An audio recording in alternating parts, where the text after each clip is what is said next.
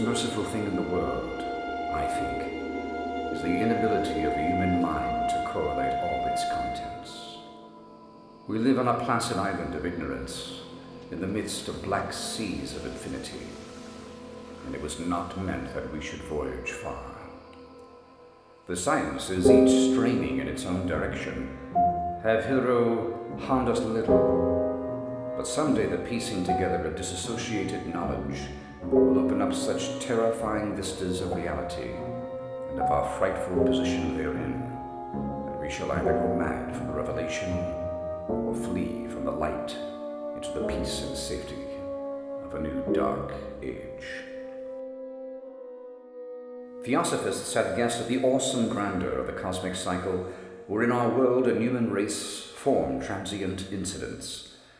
They have hinted at strange survivals in terms which would freeze the blood if not masked by a blind optimism.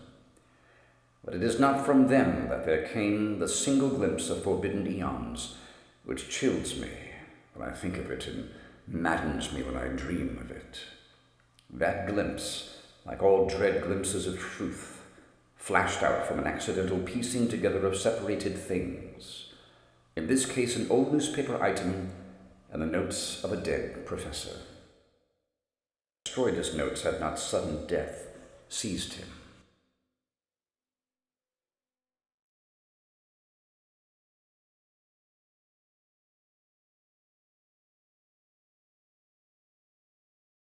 My knowledge of the thing began in the winter of 1926 to 27, with the death of my great-uncle, George Gammell Angell, Professor Emeritus of Semitic Languages in Brown University, Providence, Rhode Island.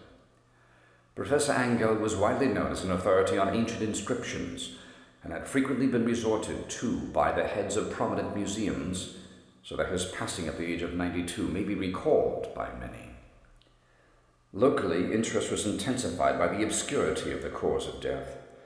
The professor had been stricken whilst returning from the Newport boat, falling suddenly, as witnesses said, after having been jostled by a nautilic-looking character who had come from one of the queer, dark courts on the precipitous hillside, which formed a shortcut from the waterfront to the deceased's home in William Street.